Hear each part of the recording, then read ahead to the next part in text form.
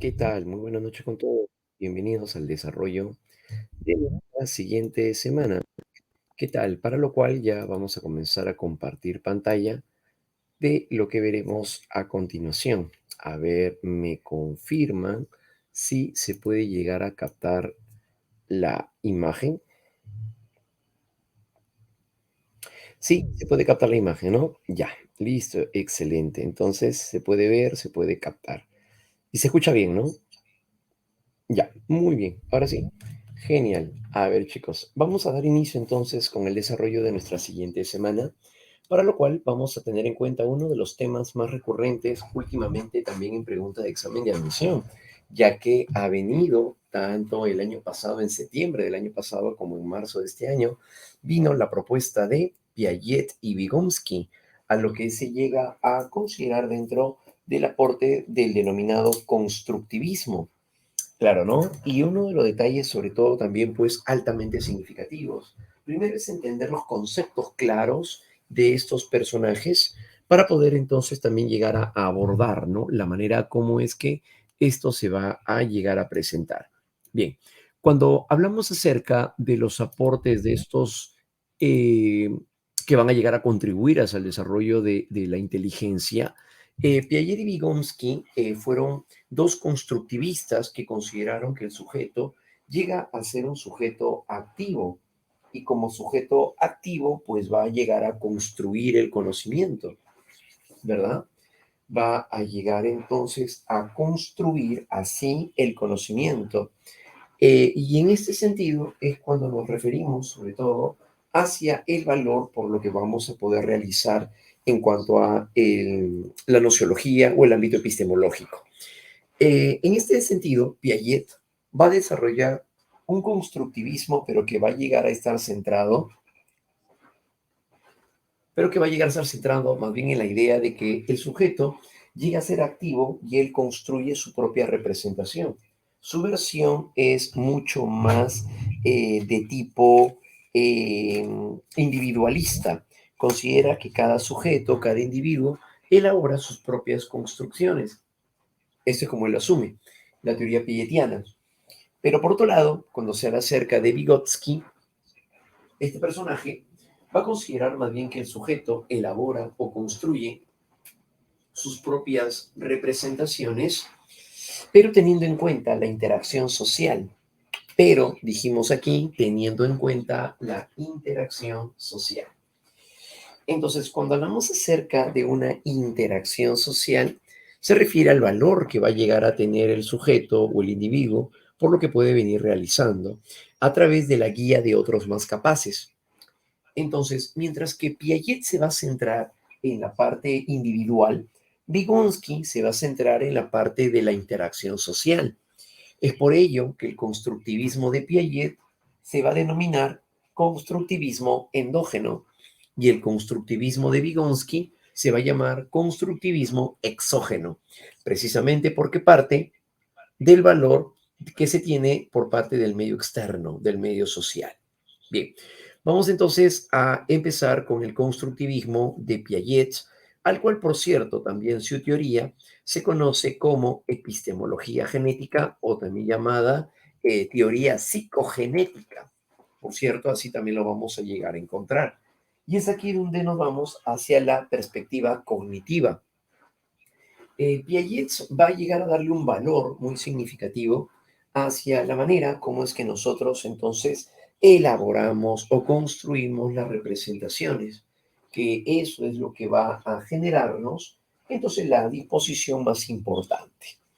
Entonces, para esto, Jean Piaget va a llegar a concebir entonces un valor muy significativo por lo que es la forma como se elabora el conocimiento, o mejor dicho, cómo se construye el conocimiento. Y es que Piaget creía que el niño era como un pequeño científico, el cual exploraba, revisaba, y en esa incursión él llegaba a descubrir el conocimiento por sí mismo, ¿no? Claro, entonces en este caso, Piaget se centra más en ello, en la manera como el sujeto puede lograr un conocimiento, pero a partir de sus propias exploraciones. Y como consideraba que el niño era como un pequeño científico, De ahí viene el nombre de epistemología genética, que se refiere al origen del conocimiento, pero sobre todo entendido como un conocimiento científico, puesto que hace esta analogía. Bien, entonces a eso se refiere cuando hablamos acerca de Piaget, ¿no? Por otro lado, desarrolló la teoría evolutiva del desarrollo cognitivo también. Y en la teoría evolutiva del desarrollo cognitivo, se va a llegar a centrar más bien en la forma como es que la mente va a ir elaborando, construyendo nuevas representaciones a partir de las previas. Entonces, ese es el desarrollo de la teoría evolutiva de Piaget. Este personaje va a llegar a considerar que al momento en el cual el individuo se llega a vincular con el entorno, va a llegar a elaborar nuevas representaciones, va a elaborar nuevas construcciones mentales. Y esto va a llegar a ser un aspecto muy significativo sobre todo. Entonces, esa va a llegar a ser la teoría evolutiva del desarrollo cognitivo. Se centra entonces en considerar que la inteligencia va a ir cambiando, va a ir desarrollándose progresivamente a través de lo que este personaje le llama pues los estadios, ¿no? Que vendrían a ser etapas del desarrollo que se caracterizan por un desarrollo intelectual en particular o un esquema mental en particular que haya podido formar el individuo. ¿Bien? Entonces, a eso se refiere cuando hablamos acerca de Jean Piaget. Por otro lado, otro de los aspectos importantes de Piaget fue que estuvo influenciado por el criticismo de Kant. Es decir, podemos considerar que la base filosófica del pensamiento piagetiano va a llegar a ser Kant. ¿Y de qué manera es que se asocia Kant con lo que estamos viendo? ¿De qué manera? ¿De qué manera participa? Y es que lo que sucede es que Kant llega a señalar en su constructivismo nociológico de que el sujeto recibe información a través de los sentidos, claro, pero luego la mente ordena la información sensorial a través del intelecto y luego estaría formando la imagen o idea, que es justamente a lo que se le llamará el fenómeno, claro. Entonces Kant concebía a partir de esto que no solamente la razón, como creía a lo mejor el punto de vista desde el punto de vista del racionalismo, René Descartes, creía que el único fundamento del conocimiento se daba a través de la razón. En el caso de John Locke va a decir, no, el fundamento del conocimiento se basa en la experiencia. Pero viene Kant y Kant dice, no, el fundamento del conocimiento se da tanto en el caso de la razón como en el caso de la experiencia. Ambos van a llegar a ser el fundamento del conocimiento. Ya, eso es lo que le interesa ahora bajo la perspectiva de Kant. Entonces, razón y experiencia van a llegar a ser así el fundamento del conocimiento. Claro que sí. Y es por esa razón que adopta entonces estos dos elementos claves y al adoptar ello considera que la razón y la experiencia son necesarios para poder llegar así a fundamentar el verdadero conocimiento. ¿Bien? De esa manera, entonces, ¿no? Entonces estuve influenciado por ello, por el pensamiento kantiano y generando de esta manera, pues, la base del criticismo. Sí, el fundamento del conocimiento yace en la razón y en la experiencia. Entonces, el pensamiento de Kant tiene un valor muy significativo a raíz de ello, ¿no? Considero, por otro lado, que el individuo, además, bajo la idea kantiana, no es pasivo. Recordemos que la idea del hombre como un ser pasivo se tiene más, sobre todo, a partir del impacto que tiene el empirismo. El sujeto es pasivo porque recibe la información y refleja tal cual vienen a ser las cosas. Eso dice el empirismo. Pero por otro lado, va a señalar desde el punto de vista ahora de Piaget y bajo la influencia kantiana de que el sujeto no es pasivo, el sujeto es activo, él construye sus propias representaciones y por lo tanto utiliza sus principales formas a priori. Claro, en términos piagetianos, cuando dice que el sujeto es activo, es porque él elabora, él construye la parte del conocimiento de manera individual. Por ejemplo, cuando un profesor en aula llega a repartir un texto, todos los estudiantes, luego de revisar el texto, tienen que realizar un mapa conceptual. Bueno, pues cada alumno, cada estudiante va a tener un mapa conceptual distinto. ¿Por qué? Porque al momento de leer el texto, cada uno a su manera, en su mente, se va a llegar a representar lo que ha entendido. Entonces, elaborar o construir un mapa conceptual tiene que ver sobre todo con un valor intrínseco. El sujeto de manera individual, independiente, particular, es que va a llegar a ir construyendo sus formas o representaciones mentales. Entonces, eso es lo que se va a llevar a cabo en este caso. Entonces, considero así que el individuo entonces es un sujeto activo en la construcción del conocimiento. Claro, ¿no? Entonces va a tener que construir el conocimiento. Y esta forma de expresión va a llegar a ser, pues, también altamente significativa, ¿no? Porque se habla acerca de la construcción del conocimiento. Y esa construcción del conocimiento entonces va a tener un valor muy significativo. ¿Por qué? Porque es una producción genuina, es una producción independiente. Ese va a llegar a ser el punto, ¿no? Y bajo esa idea entonces que el sujeto construye su propia representación mental porque es activo, entonces a eso es a lo que se le llama el constructivismo endógeno. El conocimiento se construye y se desarrolla en la medida en el que el individuo se relaciona con su entorno. Claro, por lo tanto, bajo la idea del constructivista, cada sujeto, cada individuo elabora su propia producción. Por supuesto, va a elaborar o va a construir su propia producción. Entonces, este viene a ser un punto clave, ¿no? Sí, el conocimiento entonces así se construye y se desarrolla en la medida en la que el individuo se va a llegar a desarrollar, pues, con su entorno. ¿Ya? Muy bien. Entonces, este viene a ser el punto clave desde la forma como lo va a llegar a entender, pues, Piaget. ¿No? Vamos a encontrarlo entonces desde la perspectiva de Piaget. Posteriormente, y producto de una continua adaptación, va a modificar ahora sus estructuras mentales. Va a llegar a modificar a continuación sus estructuras mentales.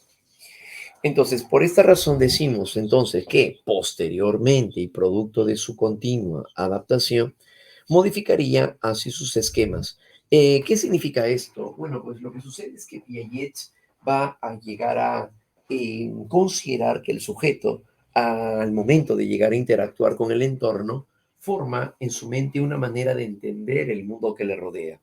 Y esa manera de entender el mundo que le rodea le llama esquema mental. Como por ejemplo, a una edad determinada, un pequeño puede llegar a creer que su peluche puede llegar a escucharlo. Hay algunos pequeños que incluso cuando se van a dormir, el hermano mayor se queda en el primer colchón del camarote, pero ya en el segundo piso, el pequeñito va con su peluche y se escucha como si estuviera hablando con alguien. Cuando papá, mamá se asoman, el pequeño está hablando con su peluche, es decir, como si estuviera escuchándolo. Entonces, eso va a llegar a ser parte de su esquema mental, ¿no? Es la manera como él entiende las cosas. Lo que más adelante veremos que a eso se le llama animismo, porque le va a dar vida a algo que llega a ser inanimado.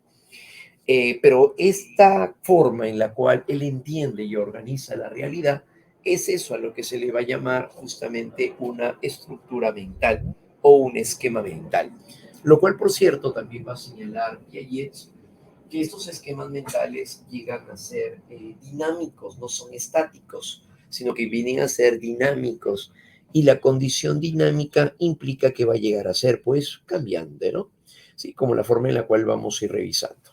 Pero también, por otro lado, considero que existen factores que van a influenciar en el desarrollo intelectual o en el desarrollo mental. Pues claro, y a raíz de eso, entonces, tenemos a continuación lo siguiente.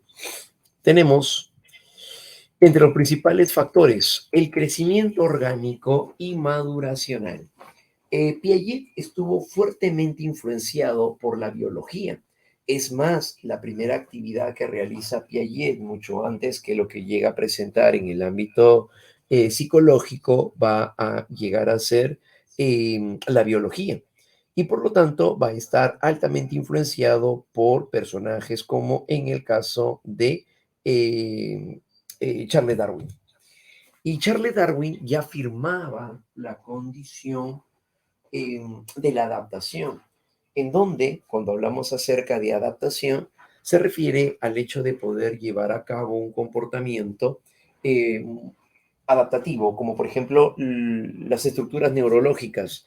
Recordemos que Darwin fue naturalista, entonces se va a llegar a centrar en esta característica. Claro, en su condición naturalista, Darwin llegó a creer pues que el organismo va a ir cambiando, va a ir modificándose, pero en paralelo a eso, Piaget viene con la importancia de que no solamente cambiamos a nivel biológico o a nivel maduracional, sino que en paralelo también se llega a presentar el desarrollo intelectual.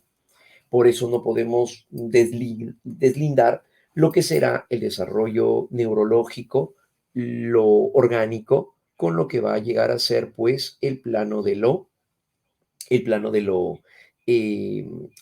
psicológico o de las capacidades intelectuales.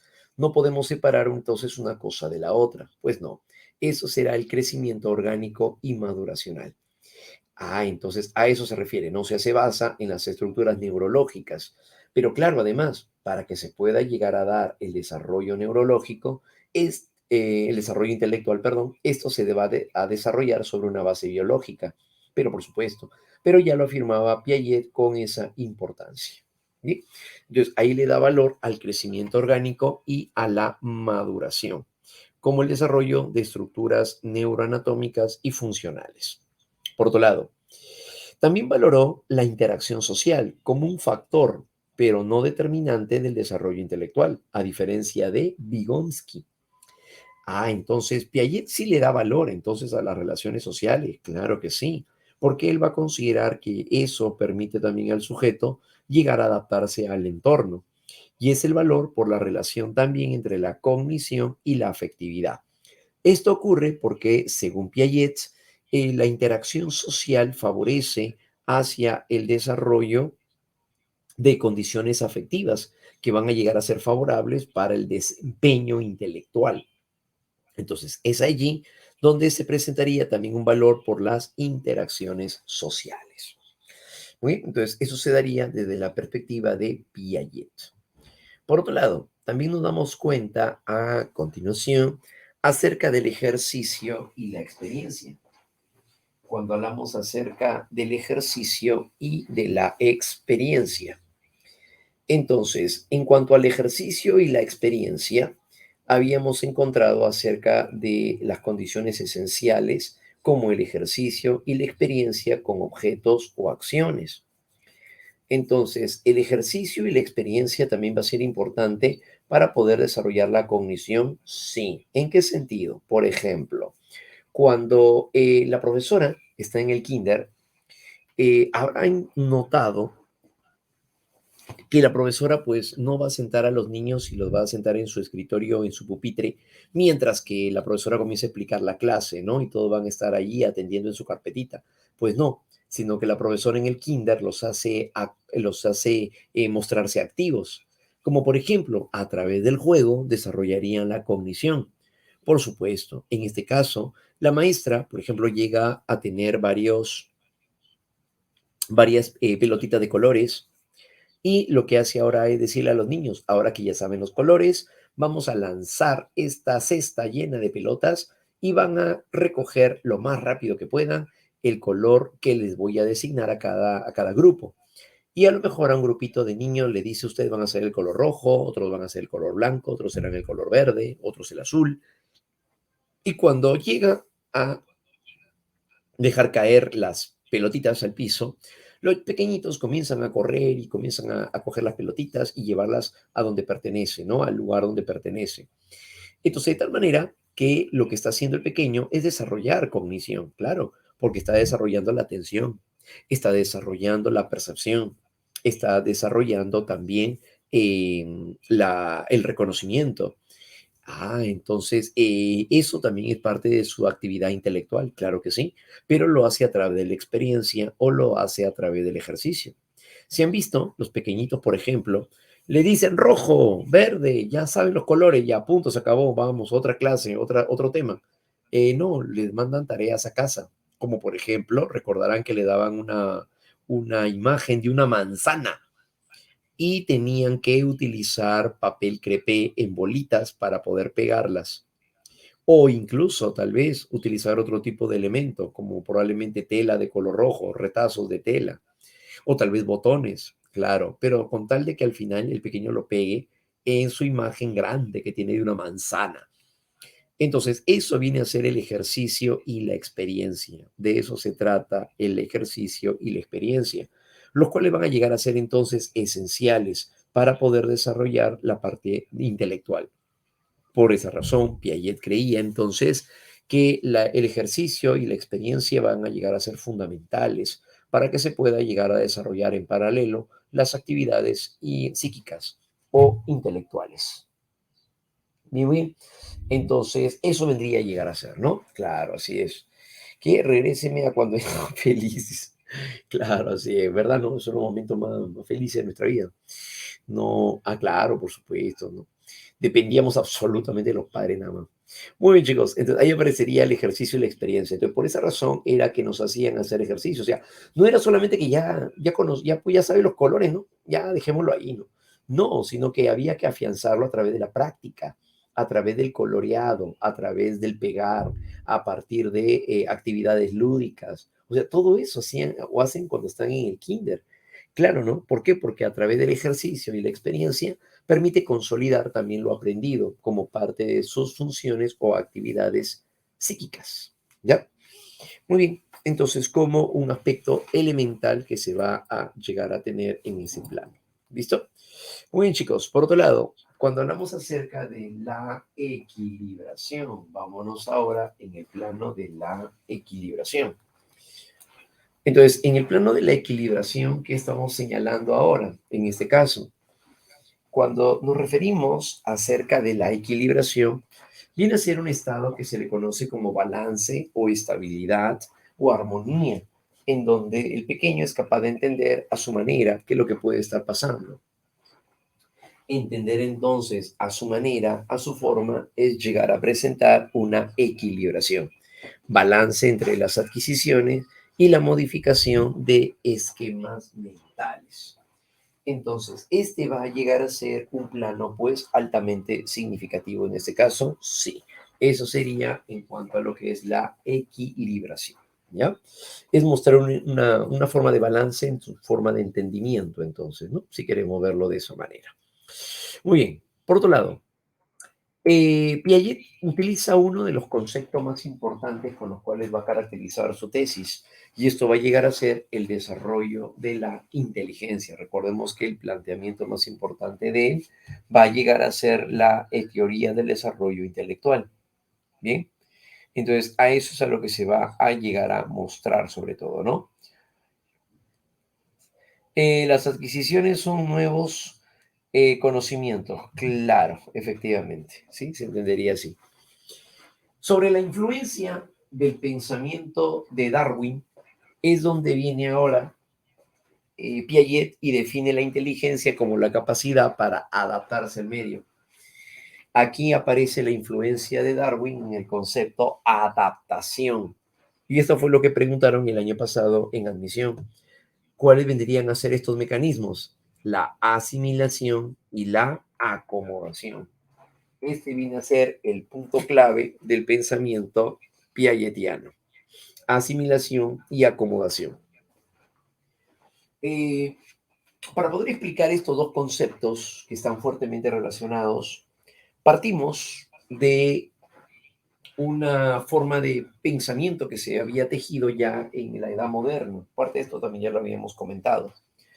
Pero ocurre que bajo la versión empirista, la mente es una tabula rasa, no hay nada grabado en la mente del hombre y todo lo que llega a adquirir es producto de la experiencia, no recordemos eso. Llega a darse esto, ¿no? Producto de la experiencia. Entonces, cuando hablamos acerca de la asimilación va a llegar a ser un mecanismo de adaptación donde llegamos a incorporar información, pero sobre esquemas previos. ¿Qué significa esto? Cuando el empirismo llegó a afirmar de que la mente es una mente vacía, no hay nada grabado en la mente del hombre, todo lo que el hombre adquiere va a ser producto de la experiencia, va a ser entonces producto de la experiencia, eh, llega a señalar más bien a continuación, que no es tanto así. No es que la mente es una tabula rasa donde no hay nada grabado absolutamente en la mente del niño. No, no, no se trata de eso. Sino que más bien cuando se habla acerca de la asimilación, perdón, cuando se trata acerca de la versión piagetiana, él dice de que no es una tabula rasa al final la mente, sino que el hombre ya trae conocimiento innato, como por ejemplo los actos reflejos. Entonces, si la mente fuera una tabula rasa, entonces el niño tendría pues que aprender a succionar la leche materna, cosa que el niño no hace. Entonces, no aprende a succionar la leche materna. ¿Por qué? Porque es algo innato. Igual que el momento en el cual mamá acerca su dedito en la palma de la mano y el pequeño cierra la mano, eso es innato, no aprende eso. Entonces, bajo esta idea, Piaget creía que nosotros ya tenemos cierta programación por parte del organismo mismo, y a eso le llama esquemas innatos. Ya eso le va a llamar esquemas innatos. Entonces, sobre la base de estos esquemas innatos, que como ya sabemos es con lo que uno viene de programación biológica, va a incorporarse información nueva. Y cuando nosotros recibimos información nueva, a eso se le llama asimilación. Claro, ¿no? A eso es justo a lo que se le va a llamar entonces asimilación. Entonces, cuando hablamos acerca de asimilar, la asimilación corresponde al hecho de incorporar información hacia nuestros saberes previos o nuestros esquemas innatos. Entonces, de esta manera es como nos damos cuenta de ello. Consiste en incorporar o encajar información del medio, formando parte de los esquemas ya existentes o esquemas innatos. Claro, ¿no? O esquemas innatos. Entonces, cuando hablamos acerca de los esquemas innatos, es aquello de lo cual ya adquirimos, o ya tenemos, perdón, previamente. Un esquema innato, aparte de los actos reflejos, por ejemplo, también cuál sería la exploración. Al pequeño no le enseñan a explorarse. Él lleva su manito a la boca, chupa, muerde sus deditos y nadie le enseña a explorarse. Mamá no le dice, hijito, lleva tus deditos a la boca para que te vayas conociendo, ¿no? Teniendo meses de nacido el pequeño. Pues no, no hace eso. Entonces los esquemas innatos van a llegar a ser, si hablamos acerca de los esquemas innatos, van a llegar a ser entonces esquemas que previamente ya están instalados en nuestra mente. Y cuando incorporamos información, entonces viene a darse la formación de un esquema mental. Como por ejemplo en este caso, el pequeño, producto de la exploración, al momento de revisar su barriguita luego de comer, este pequeño dice, cuando como, mi barriguita crece. Es decir, forma un esquema mental. Forma entonces un esquema mental. El esquema mental del pequeño va a llegar a ser, en este caso, el creer que toda barriga grande es por haber comido mucho. Entonces, sobre el esquema innato de la exploración, él incorpora información nueva y construye un esquema mental, el cual será toda barriga grande es por haber comido mucho. ¿Y qué viene a ser ese esquema mental? Es la forma en la cual el niño organiza e interpreta el medio que le rodea. Esto se puede entender como la manera que tiene el niño de entender el medio que le rodea. Y es ahí donde viene entonces el esquema mental. Construye un esquema mental. Bien, eso es la asimilación. Entonces, la asimilación tiene esta característica, sobre todo, ¿no? De ingresar, de incorporar información del medio para luego utilizar este recurso. ¿Correcto? Entonces, de eso se trata, pues, ¿no? Toda barriga grande, entonces, es por haber comido mucho, que ha formado un esquema mental. Ahora, ese esquema mental es lo que le va a permitir más adelante interpretar el mundo que le rodea. Como por ejemplo, al momento de ver a una mujer embarazada, ¿cómo va a pensar el pequeño? Si toda barriga grande es por haber comido mucho, entonces esa barriga que tiene la señora es porque la señora ha comido demasiado. Claro. ¿Por qué? Porque ese es su esquema mental, es lo que él ha construido entonces en su mente. Claro, ¿no? Eso vendría a ser. Entonces su esquema mental es la manera con la cual ahora va a comenzar a interpretar el mundo que le rodea, va a interpretar entonces la realidad. Ese es el esquema mental. Pero para Piaget, los esquemas mentales no van a llegar a ser estáticos, sino que vienen a ser dinámicos.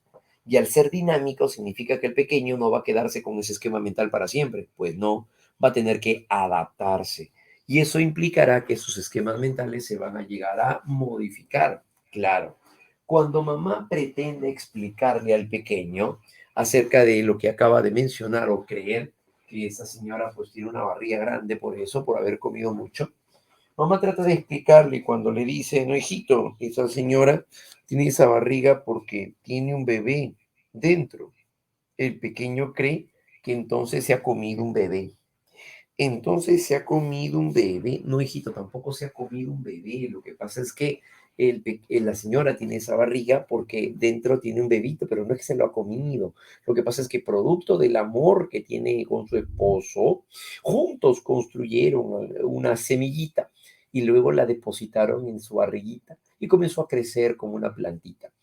Ah, entonces en la barriga crecen bebés, claro, ¿no? Algo así como en los árboles crecen las flores, crecen las frutas. También en este caso, en el vientre de la señora, pues crece un bebé, ¿no? Ah, el chiquito trata de entenderlo obviamente a su manera, ¿no? A su manera. Felizmente que no pregunta cómo llegó la semillita ahí, pero bueno, en tal caso, hasta ahí nomás hay que responderle mientras pregunte, ¿no? Claro, solamente hasta ahí hay que responderle. Pero mamá entonces trata de explicarle, obviamente, también para esto, y utiliza fotografías, claro. Entonces la mamá comienza a utilizar fotografías y le muestran una fotografía de cuando tenía 2 meses de embarazo, 5 meses, 8 meses, y va viendo cómo la barriguita va creciendo, porque el pequeño va creciendo también por dentro, ¿no? Ah, entonces cuando el pequeño va comenzando a modificar lo que él creía que toda barriga grande por haber comido mucho, ah, no, también se puede dar que puede tener un bebé. A eso va a ser una acomodación.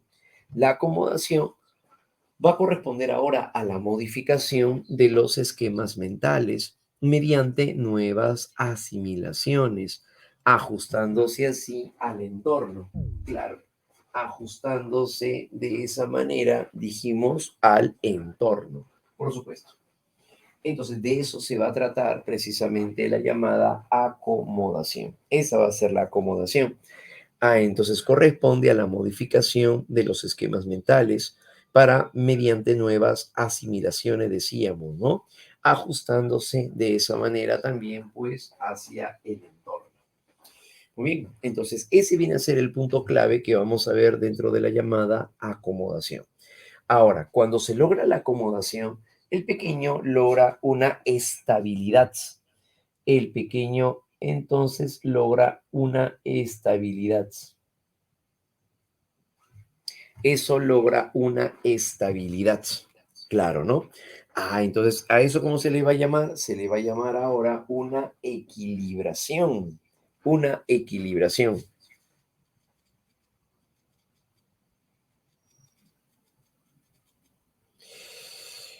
Muy bien, entonces ese justamente es lo que va a llegar a presentarse a raíz de ello. ¿Ya, muchachos? Muy bien, entonces eso vendría a ser la equilibración, es el estado de estabilidad, si queremos llamarlo, o equilibrio en tal caso, ¿no?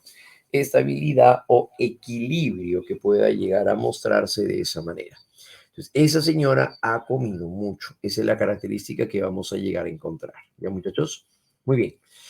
En los principios del desarrollo, vamos ahora con esto. Cuando hablamos acerca de los principios del desarrollo, viene ahora la propuesta de Jean Piaget.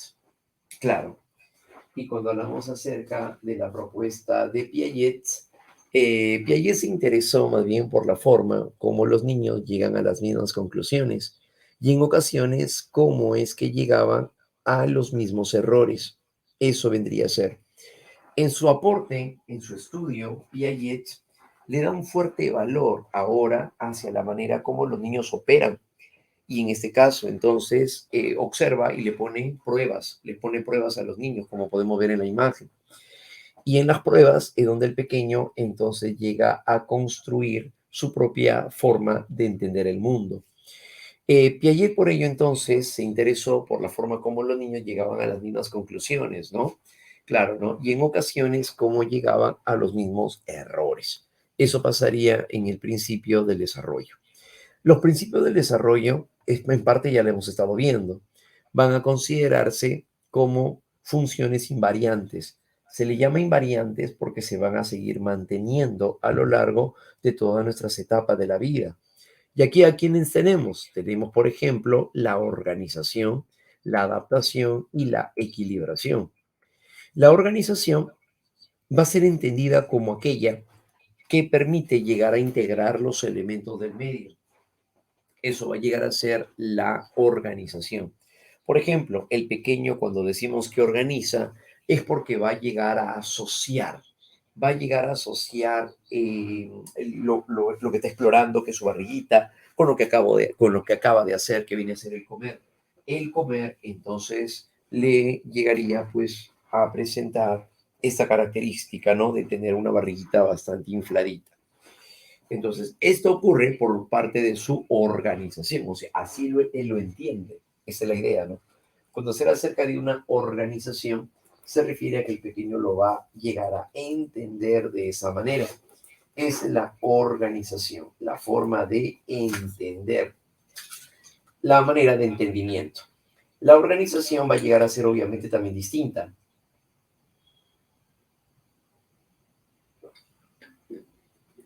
En la actividad que nosotros llevemos a cabo, por supuesto, va a llegar a ser distinta según la actividad que llevemos a cabo. Porque al momento de llegar a presentarse la organización, los niveles de organización van a llegar a ser distintos. Van a llegar a ser distintos también, ¿no? Los niveles de organización. Claro, van a llegar a ser distintos. Y los niveles de organización se van a presentar según el desarrollo intelectual que se tenga. Entonces, es por esa razón que al hablar acerca de la organización es la tendencia a poder llegar a integrar los elementos del medio para cobrar significado, pues la realidad no se entiende por separado, sino conformando estructuras. Eso significa, por lo tanto, que el sujeto va a llegar a organizar el contenido o la información.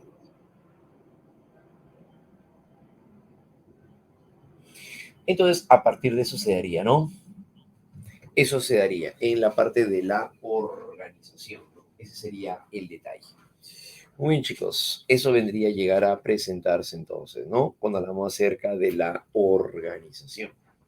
Eso vendría a llegar a presentarse, ¿no? Dentro de la organización, la tendencia a integrar los elementos del medio, ¿no? Para poder cobrar significado, pues la realidad no se entiende por separado, sino conformando estructuras. ¿Bien? De esa manera, ¿no? Por otro lado, ¿qué viene? La adaptación. ¿Y la adaptación qué va a llegar a ser? La adaptación consistirá más bien ahora en un proceso para ajustarse al medio a través de asimilaciones y acomodaciones, así como también mecanismos que llegan a ser complementarios, ¿no? Que eso ya lo hemos explicado. La adaptación al momento de ajustarse al entorno utiliza asimilaciones y acomodaciones. Empleará así asimilación y acomodación. Bien, eso se llama adaptación. Pero también por otro lado viene la llamada equilibración. Y cuando hablamos acerca de una equilibración, esta corresponde más bien hacia el estado de armonía, como ya habíamos explicado, ¿no? O balance que se presenta al organizar y comprender adaptativamente la realidad. Entonces, a eso se refiere cuando hablamos acerca de la equilibración. Esa será la equilibración. Muy bien, chicos, entonces ese detalle va a ser pues altamente significativo también, ¿no? Porque lo que buscamos es equilibrar obviamente nuestros contenidos, nuestra información y ese valor también se va a llegar a mostrar en este plano, ¿ya? Eso es en relación a la equilibración. Eso va a llegar a ocurrir entonces cuando hablamos de equilibración, entonces, jovencitos. Muy bien, por otro lado, seguimos avanzando y nos vamos ahora con los estadios del desarrollo cognitivo. Según Piaget, los esquemas mentales que acabamos de señalar, que vienen a ser las formas en las cuales el pequeño organiza la información, cómo las organiza, cómo entiende el mundo que le rodea, van a ir cambiando según ciertas etapas del desarrollo. Y a estas etapas es a lo que se le llama estadios del desarrollo. Entonces vienen a ser, un estadio es una etapa del desarrollo evolutivo del individuo caracterizado por una forma particular de organización de la realidad o esquema mental. Claro. ¿Esto qué nos quiere decir? Que nosotros no siempre vamos a pensar de la misma manera. Claro, vamos a ir cambiando porque nos vamos a ir adaptando. Entonces, la forma de pensar que tiene un pequeño a los 5 o 6 años será distinta cuando tenga 12 o tenga 14. Pero claro, porque eso va a depender de la manera como se llegan a ajustar algunas características. ¿Bien? Entonces, es a partir de ello donde se va a llegar a presentar esta característica o al menos también, pues, esta condición. Entonces, en los estadios del desarrollo cognitivo tenemos esa puntualidad. Esquema mental, ¿no? Nos estamos refiriendo ahora cuando hablamos acerca de los esquemas mentales. Cuando hablamos ahora acerca de los esquemas mentales, claro, un esquema mental entonces va a llegar a ser una manera de poder ajustarnos al entorno. Sí, eso es lo que va a pasar. Y de esa manera entonces surge en el caso de un esquema mental, es una forma de entender el mundo. Un pequeñito, cuando llega a cortarse a lo mejor una manito, un dedo por estar jugando, mamá es la que le dice a lo mejor, mira lo que te has hecho, por travieso te pasa eso, vas a ver que por ahí se te van a salir las tripas. El pequeño comienza a llorar más porque cree que efectivamente por ahí se le van a salir los intestinos. O sea, pero el pequeñito lo cree porque, bueno, mamá se lo dice y lo que le diga pues va a creer que es cierto, ¿no? Sin embargo, ya pues eso no va a hacer efecto cuando tenga pues 12 años, 15 años, no va a creer en eso, bueno. ¿Por qué? Porque obviamente su manera de entender el mundo es totalmente distinta. Sabe que por un cortecito pues no se le van a salir ahí los intestinos, ¿no? Entonces, ¿eso qué implicaría? Eso sería su esquema mental. Hay una etapa donde el pequeño se deja llevar por la apariencia. Es fácil de engañar, claro, es fácil de engañar, ¿no? Pero en este caso ocurre porque su proceso de adaptación se va a ir dando también de esta manera, ¿no? Y sobre todo también de forma progresiva. Entonces, este detalle va a llegar a ser también así altamente significativo. ¿Ya, muchachos? Esa es la característica entonces, ¿no? En el estadio sensorio-motriz, vamos ahora al estadio sensorio-motriz, vamos a los estadios del desarrollo. Vamos con el primero. Este se va a desarrollar de 0 a 2 años. Durante esta primera etapa de la vida, Piaget señala que el individuo lo que hace es primero llegar a conocer o explorar el mundo que le rodea a través de los sentidos. Por eso se le llama sensorio.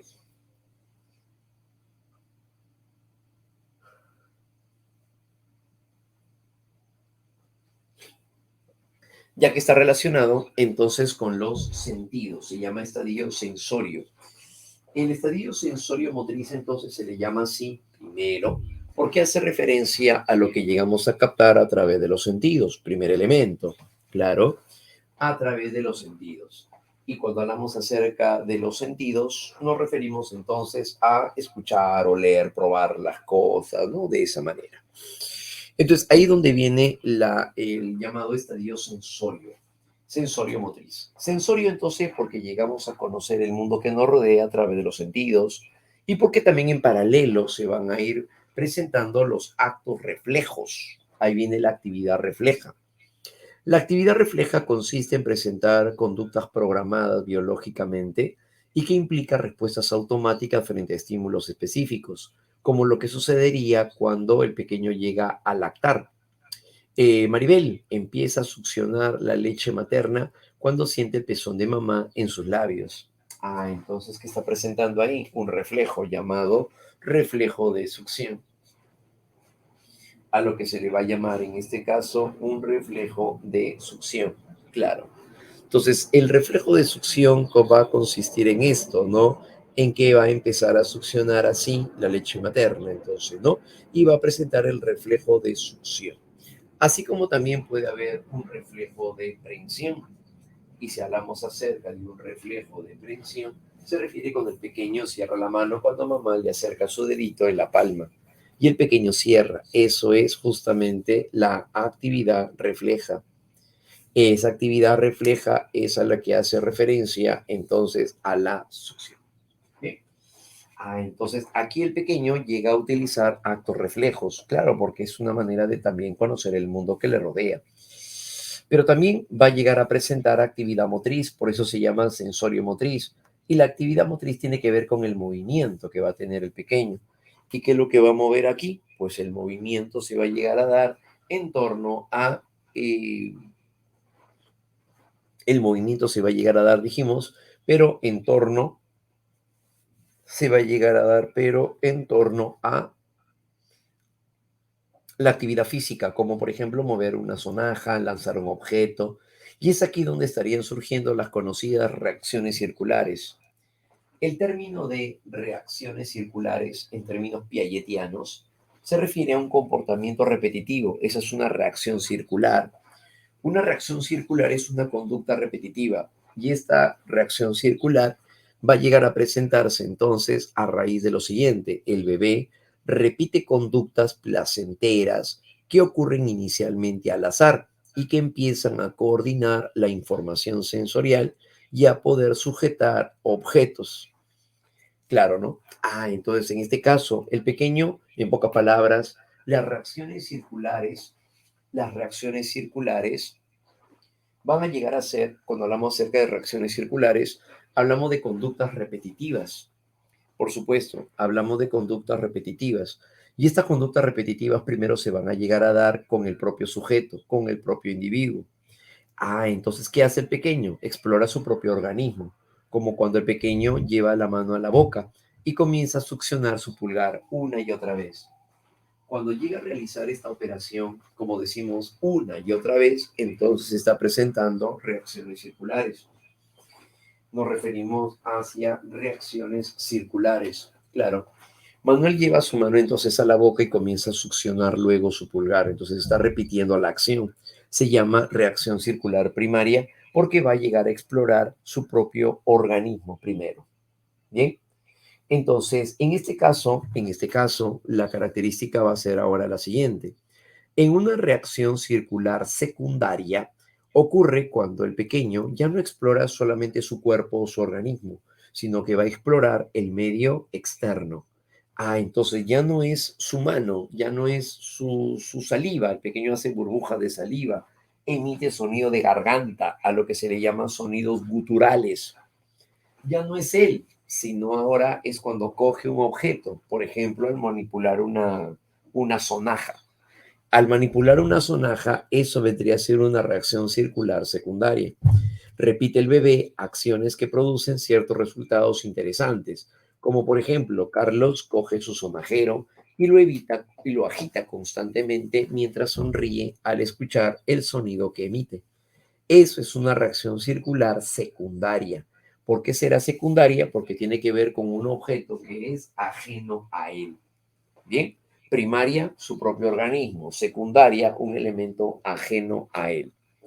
Pero al momento de coger esta sonaja o tal vez un manojo de llaves y comenzarlas a golpear contra la mesa, en un momento dado a lo mejor las llaves se caen al piso y cuando mamá se lo recoge, el pequeño sonríe y ahora vuelve a hacer lo mismo. El pequeño ahora coge las llaves y las lanza intencionalmente para que mamá lo vuelva a recoger. A eso se le va a llamar reacción circular terciaria. Tal vez ustedes recuerden en algún momento que cuando un pequeño agita unas llaves y las tira al piso, mamá luego se la recoge, pero el pequeño lo vuelve a lanzar al piso. Entonces el pequeñito cuando llega a coger el objeto lo manipula, pero descubre algo nuevo, que viene a ser el sonido de las llaves contra el piso. Cuando mamá se acerca y le dice, ya hijito, toma, pero no lo botes, el pequeño sonríe, lo agita y lo vuelve a lanzar al piso.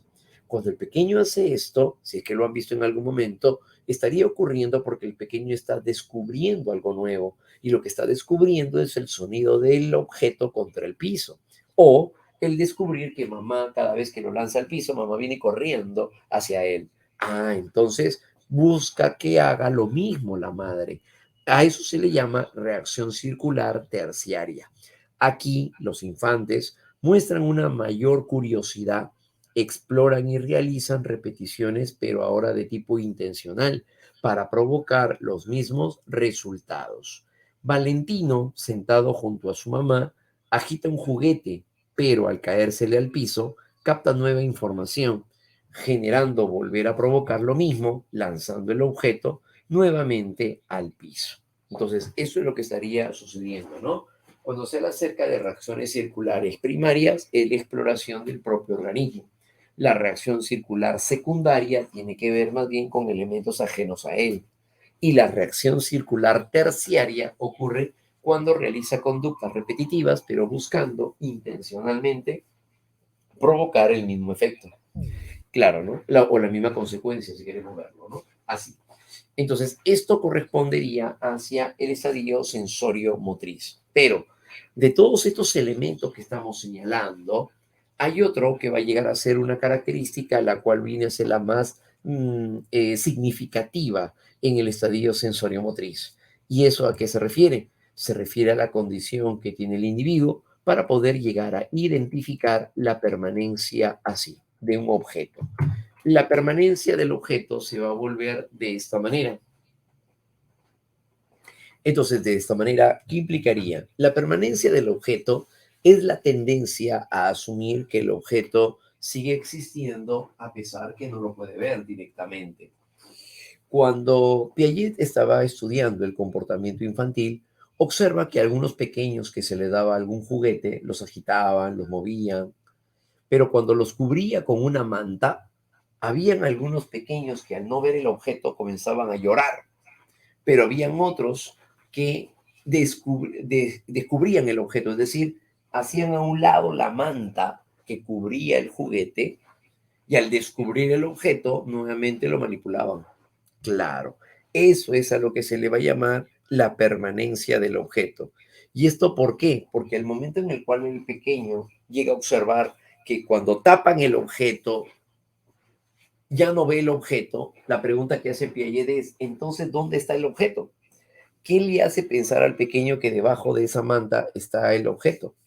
Entonces, Piaget se pregunta eso porque precisamente el pequeño estaría desarrollando ahora una función llamada simbólica, porque al momento de llegar a descubrir el objeto, lo hace porque en su mente está dibujado el objeto. Al momento entonces de hacer a un lado la manta, esto estaría pasando porque en la mente del sujeto, en la mente del individuo, estaría formando la imagen de este objeto. Claro, ¿no? Entonces, va a llegar a ser el punto clave en este caso, ¿no? La permanencia del objeto, la cual se estaría dando a los 18 meses para Piaget. Ahora, recordemos que también esto no es que se vaya a llegar a dar siempre, ¿no? Perdón, no es que se vaya a dar a partir de los 18 meses. Eso es lo que planteó Piaget, pero en nuevos estudios se sabe que la permanencia del objeto puede aparecer a partir de los 6 meses. Entonces no es tanto como lo ya afirmaba Piaget, pues, ¿no? No, sino que ya se sabe que puede ocurrir mucho antes. Pero bueno, los primeros estudios desarrollados por este personaje indicaron esa información. Entonces, de esta manera es la tendencia a asumir que el objeto está presente o existe a pesar de no verlo. Claro, corresponde para Piaget ahora un logro cognitivo, pues con eso se inicia la construcción de representaciones como recuerdos y por lo tanto los inicios del pensamiento simbólico. Claro, ¿no? Y con ello también los inicios, dijimos, pero del pensamiento simbólico, como una expresión altamente significativa, ¿no? Sí, de esa manera. Ahora, en este caso, la permanencia del objeto es importante aclarar otro punto clave. La permanencia del objeto nace en el estadio sensorio-motriz, pero no significa que uno deja de tenerlo. Claro, ¿no? Muchas veces uno dice, la permanencia del objeto, eso lo vi en mi cuaderno, lo vi en mi PPT, que estaba en el primer estadio, ¿no? Ya, y ahí queda. Simplemente no. Ustedes desarrollarán permanencia del objeto a partir de este momento, o sea, del estadio sensorio-motriz, pero en adelante se va a seguir manteniendo. ¿Eso significa que ustedes seguirían teniendo permanencia del objeto? Claro que sí. Al momento en el cual van a llegar a dejar a lo mejor su celular y lo dejan encima de la cama. Mamá llega a su habitación y coloca su casaca encima de la cama. Porque no vean el celular no significa que haya desaparecido. Asumen que el objeto celular está allí debajo de la casaca que mamá ha colocado encima. Por supuesto. ¿Por qué? Porque siguen asumiendo que el objeto está allí a pesar de que no lo puedan ver de manera directa. Entonces, eso que va a llegar a ser permanencia del objeto, ¿correcto? ¿Y por qué vendría a ser uno de los logros más significativos? Recuerden que eso lo vimos también la semana pasada, porque estaría presentando una función, que es la función simbólica o la función semiótica, lo cual sería entonces una manifestación del desarrollo intelectual por parte del sujeto.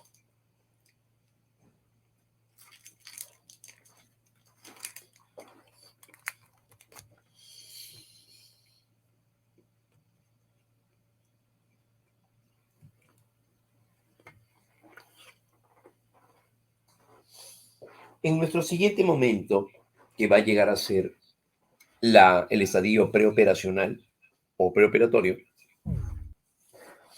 esta se va a desarrollar de 2 a 7 años. Y aquí es donde esta se va a llegar a desarrollar a partir de lo que se ha llegado a construir en la mente del niño, a partir de su esquema mental también. En el estadio preoperatorio o preoperacional también se le llama preconceptual. Se le llama preconceptual porque aquí se da antes de la formación de conceptos. En ese estadio, la característica es que ahora el pequeño ya no necesita de elementos físicos propiamente dicho para poder referir acerca de ellos. Como por ejemplo, que ya lo hemos mencionado, en el caso de un dibujo. No necesita ver a papá o a mamá para dibujarlos, sino que basta con que estos aparezcan en su mente como un recuerdo. De ser así, eso correspondería a un factor o un elemento de naturaleza simbólica.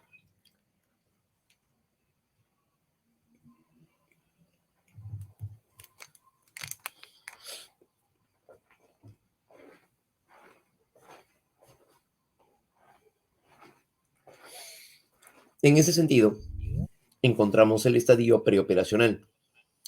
Aquí el infante ya no requiere de estímulos sensoriales para actuar o pensar, pues recurre a lo aprendido, a los recuerdos y establece también relaciones para poder pedir algo, como por ejemplo el lenguaje, que eso es simbólico. Solucionar problemas, pero aún no puede realizar operaciones mentales.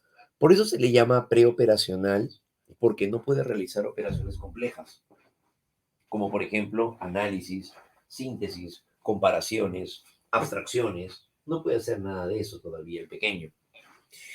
Entonces lo que sucede es que tiene aún una limitación. Claro, lo que va a llegar a tener el sujeto en este caso va a ser una limitación, lo cual se va a ir superando, obviamente, ¿no? Pero esa superación se va a ir dando a partir o en la medida en la que el individuo se vaya adaptando también acerca del entorno. ¿Bien? Entonces, en este caso, ocurre el llamado estadio. El estadio preoperacional o preoperatorio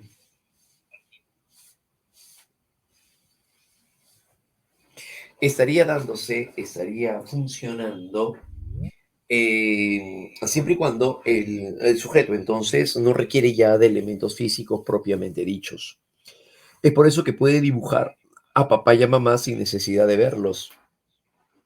En el kinder, el pequeño ya puede dibujarlos y sin necesidad de verlos directamente. Claro, ¿por qué? Porque ya están en la mente del sujeto. Porque están en la mente del sujeto o estarían en la mente del individuo, ¿no? A eso se refiere. Entonces, en este estadio, la ausencia de señales sensoriales o motoras caracteriza a la función simbólica. ¿Y qué viene a ser la función simbólica entonces aquí? La formación o la construcción de representaciones. A eso se refiere, ¿no? A la elaboración o la construcción de representaciones.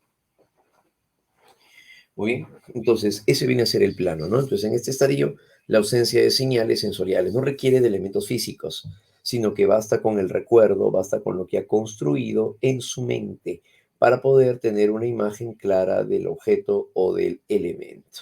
¿Ya? De eso se trata entonces el estadio preoperacional o preoperatorio, por supuesto. Ahora, el estadio preoperacional o preoperatorio va a llegar a caracterizarse a continuación también por lo siguiente. En el caso del subestadio, hay dos subestadios acá, el intuitivo y el simbólico. El simbólico se va a llegar a dar de 2 a 4 años.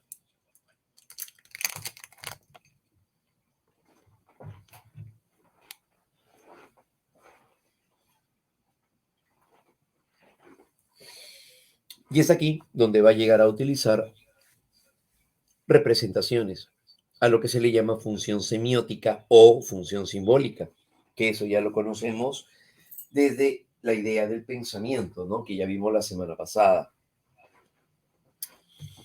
Por otro lado, entre ellos que tenemos dentro del subestadio simbólico, se llegan a presentar ciertas características, como por ejemplo el animismo. ¿En qué va a consistir ahora el animismo? El animismo refiere a la capacidad por la cual el individuo llega a darle vida a las cosas inanimadas. Es la tendencia a ello. ¿Y dónde lo podemos apreciar? De varias maneras. Entre ellas, ¿cuáles están? ¿Dónde vemos el animismo? Cuando el pequeño le da de comer a su peluche. Eso es parte de un animismo. Parte del animismo lo vemos como cuando llega a dibujar. En los dibujos también se ve el animismo, sí, no solamente al momento de dar de comer, ¿no? Sino que también se da el animismo cuando vemos las imágenes, como por ejemplo en este caso, al momento de dibujar a papá, a mamá, finalmente también termina dibujando al sol. Y el sol tiene ojos, el sol tiene una sonrisa. Eso es parte de un animismo, le da vida a algo que va a llegar a ser inanimado. Entonces, eso es el animismo. El animismo, por otro lado, también se puede ver reflejado cuando el pequeño, la pequeña llega a abrigar a su muñeca al momento de salir a pasear por la tarde al parque, porque asume que también llegaría a sentir frío igual que ella.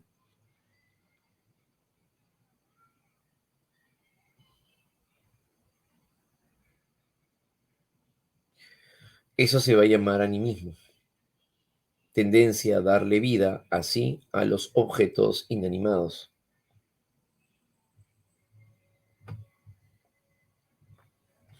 Eso es lo que va a llegar a suceder en el animismo, entonces no darle vida a las cosas inanimadas.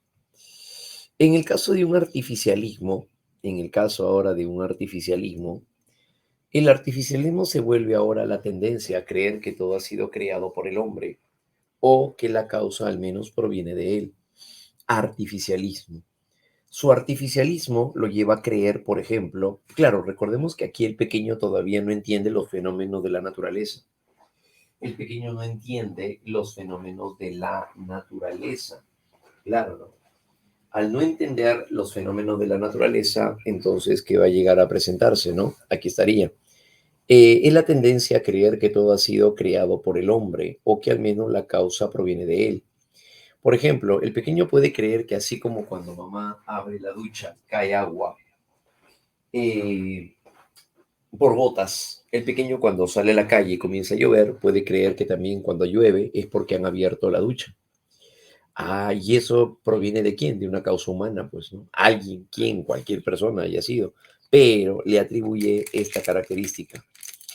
Entonces, las cosas tendrían una explicación que se estaría dando a partir de este elemento.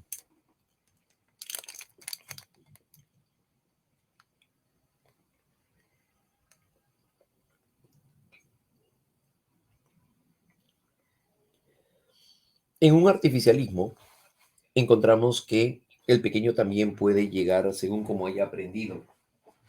Cuando anochece, todo se oscurece y cuando amanece, todo se aclara. ¿Eso de dónde viene?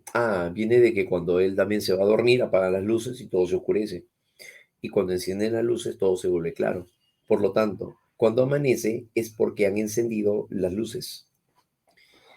Tal vez la idea de que el sol es un foco gigante y cuando se enciende, entonces amanece.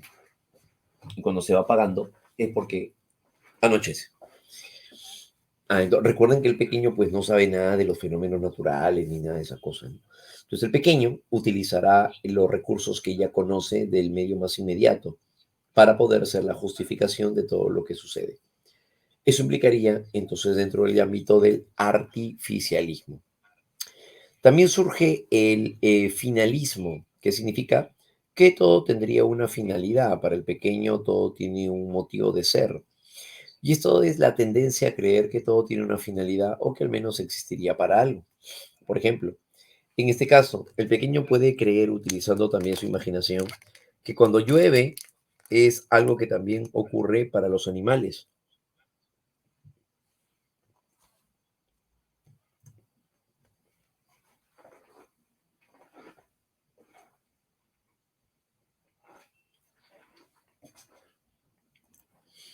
Por tanto, cuando llueve, llueve para que los animales también se bañen.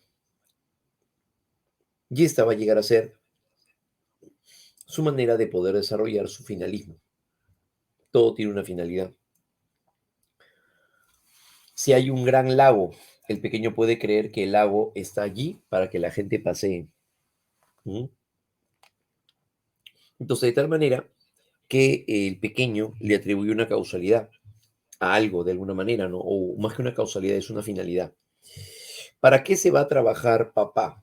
Ah, papá se va a trabajar para poder llegar para comprar juguetes. Entonces el pequeño puede creer que papá pues se va solamente a trabajar para poder comprar juguetes. Entonces la finalidad, para ganar dinero, para ganar plata, etcétera. Entonces Chirito llega a presentar esta característica, pero claro, esto será parte entonces de su finalismo. Recuerden que esto además viene a ser parte de las llamadas limitaciones, ¿no? Que va a llegar a tener el individuo o el sujeto. También surge el llamado egocentrismo cognitivo. ¿Cuál viene a ser un egocentrismo cognitivo? El egocentrismo cognitivo se presenta como la tendencia a no asumir el punto de vista de otros, sino únicamente el suyo. Es aquí donde hablamos acerca de un egocentrismo, como por ejemplo, en este caso, no asumen el punto de vista de otros, sino el suyo. Como el pequeño cuando siente frío y lo que hace es abrigar a su mascota o abriga a su perro. Pero el perro no siente frío, ¿no? Pero sin embargo el pequeño cree que como él siente frío, también sienten frío los demás. Y al acercarse a su perrito lo abriga para que no sienta frío. Entonces, eso es un egocentrismo cognitivo. No asume el punto de vista del otro. A eso se refiere, ¿no? Y esto lo llevó a formar un estudio conocido como las tres montañas de Piaget. Aquí está. En este estudio se coloca una niña delante de una muñeca y en el medio de ambas tres cerros. Se le pregunta a la niña, ¿cuál es el cerro que está a la derecha de la muñeca? Y la pequeña apunta a la que está a su derecha, pero no a la derecha de la muñeca. Una vez más, también le pregunta cuál es el cerro que está a la izquierda de la muñeca.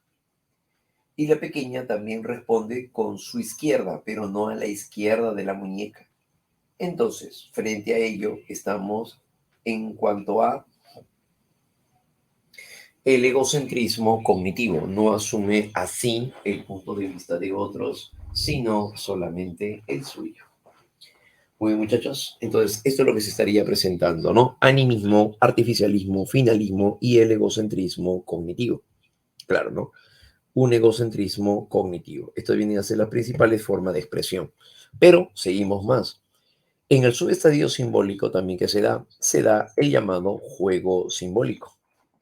En el juego simbólico consistirá en que el pequeño va a usar un objeto que simula la realidad, emplear un objeto. Por ejemplo, como vemos en la imagen, al momento de jugar a la doctora, la pequeña utiliza algunos objetos que simulan ser parte de la realidad. Claro, ¿no? Como por ejemplo un estetoscopio de juguete, probablemente cuando el pequeño llega a utilizar una jeringa, claro, ¿no? Usa un lapicero, como si se tratase de una jeringa, porque no tiene jeringa. Entonces lo hace con un lapicero. Entonces el lapicero simula ser eh, la jeringa. Eso es un juego simbólico. El juego simbólico, mediante el juego simbólico se realizan simulaciones de la realidad, pero con objetos. Palabra clave, hablar acerca de juego simbólico es el empleo de objetos, con las cuales se simula la realidad. Representado esto por personas, situaciones, entre otros. Juego simbólico. Pero también, por otro lado, tenemos a la imitación diferida. Ese es un elemento clave. Claro. Cuando hablamos acerca de la imitación diferida, cuando hablamos ahora acerca de la imitación diferida, ahora ¿a qué se refiere?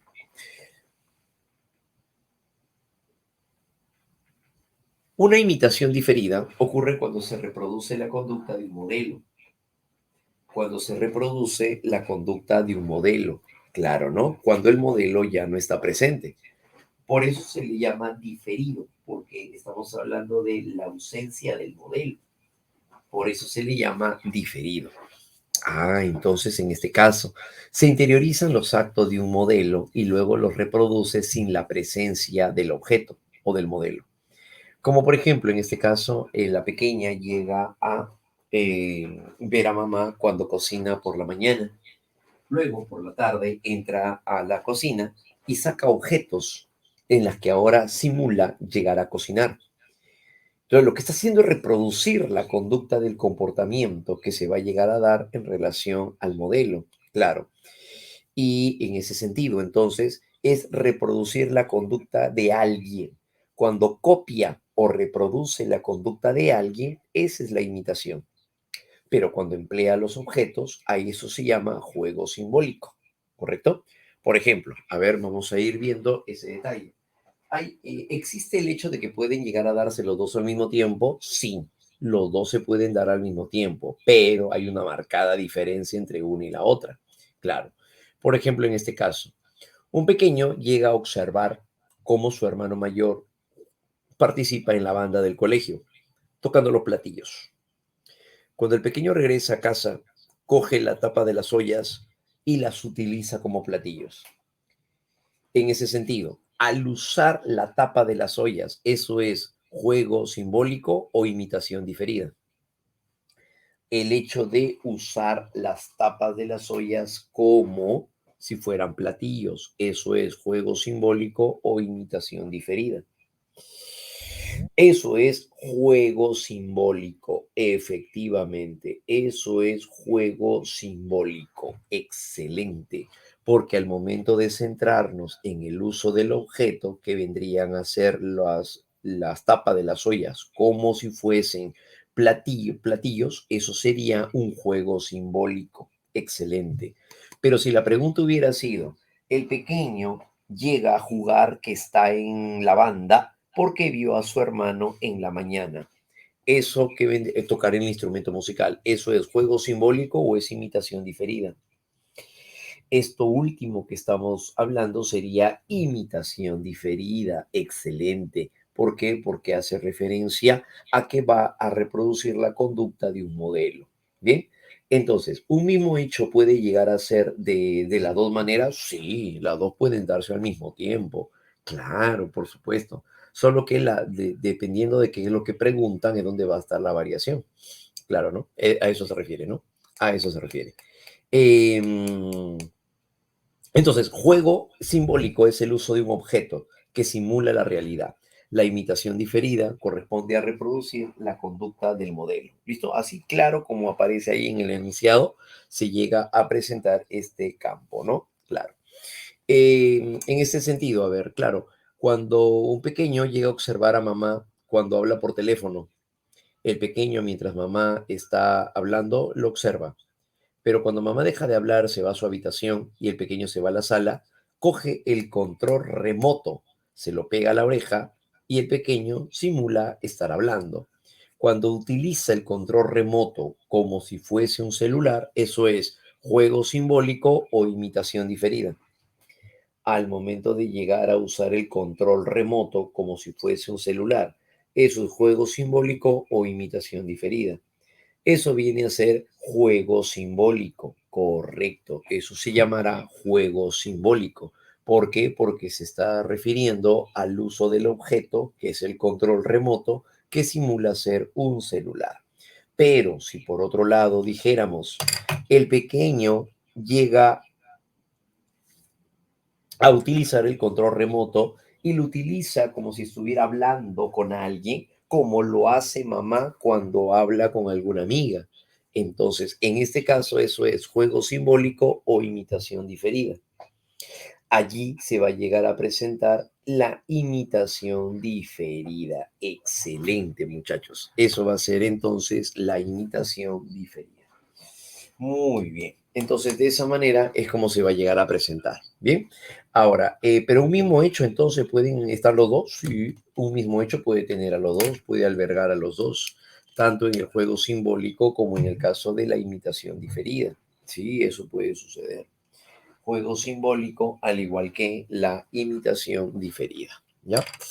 Muy bien, muchachos. Por otro lado, también nos referimos acerca del sincretismo. Vámonos ahora en relación al sincretismo.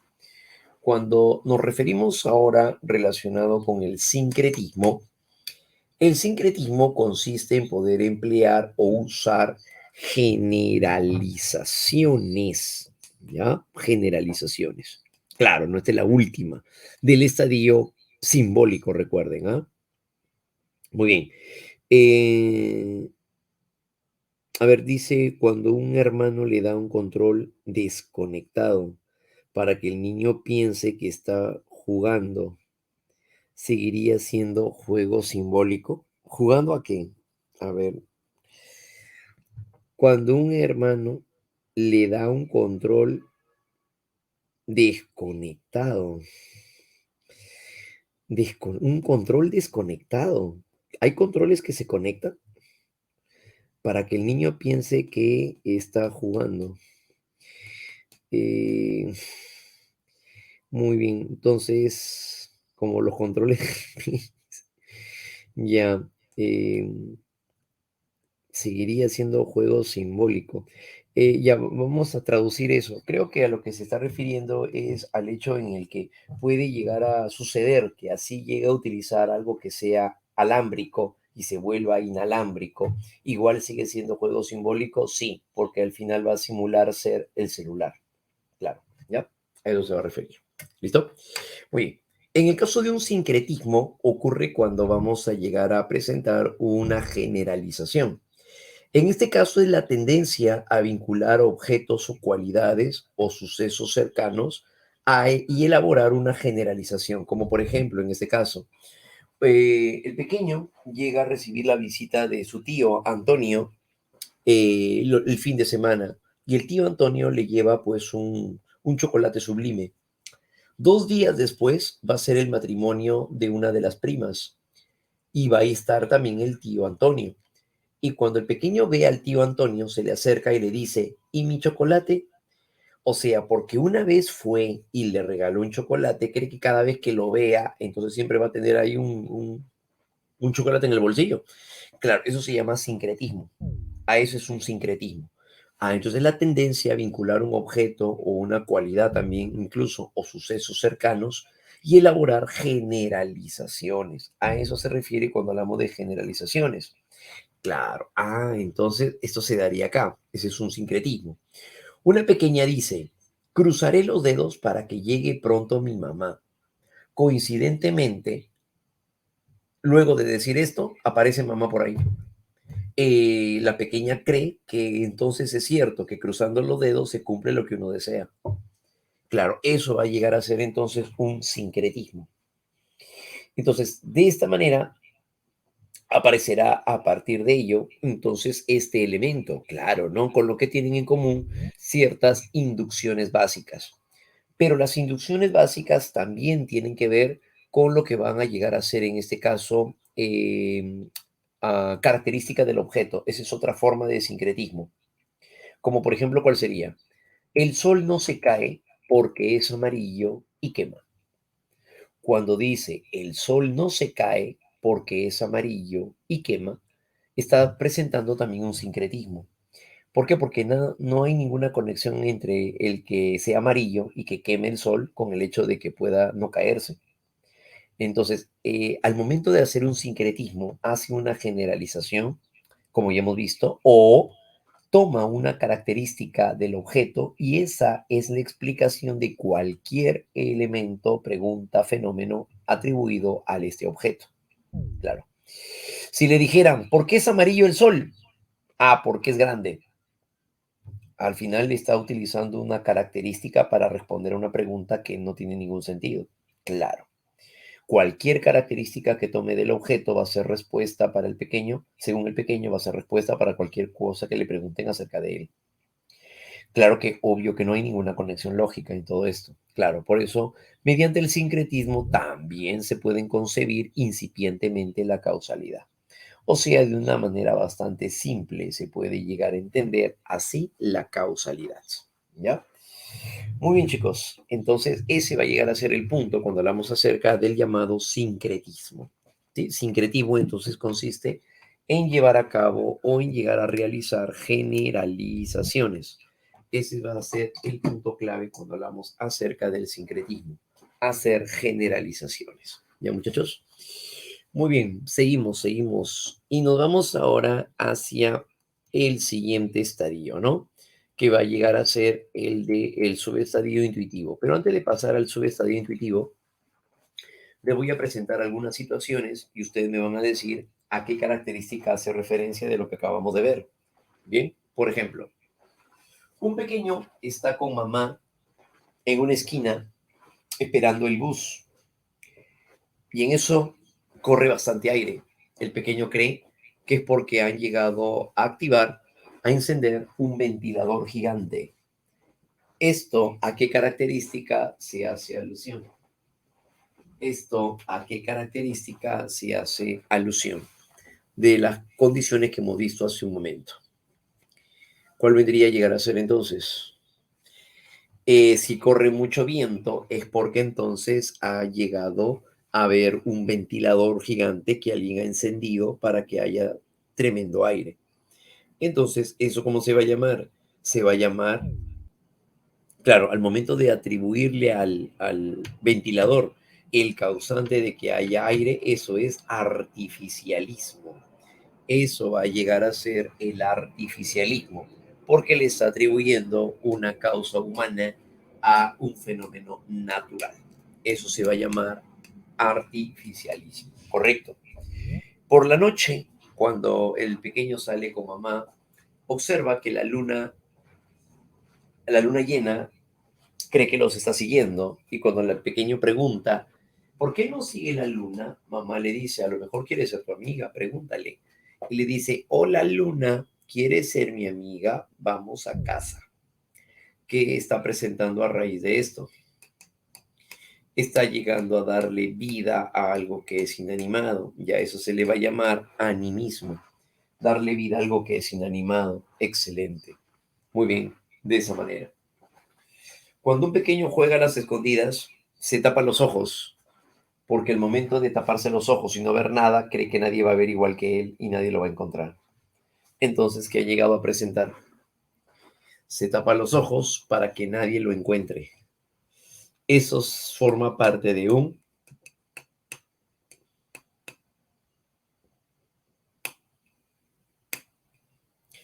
eso se llama egocentrismo cognitivo. Muy bien. Eso implicaría un egocentrismo cognitivo. Claro, no asume el punto de vista de otros más que el suyo. Eso es parte de un egocentrismo cognitivo. Excelente. Cuando le preguntan al pequeño por qué el perro es un ser vivo, el pequeño dice porque ladra. ¿Esto qué característica es a la que hace referencia ahora? Eso se llamará sincretismo. Claro, eso es un sincretismo. Está haciendo una generalización donde una característica del objeto sirve, es suficiente para poder explicar todo un fenómeno que se vaya a llegar a presentar de esa manera, ¿no?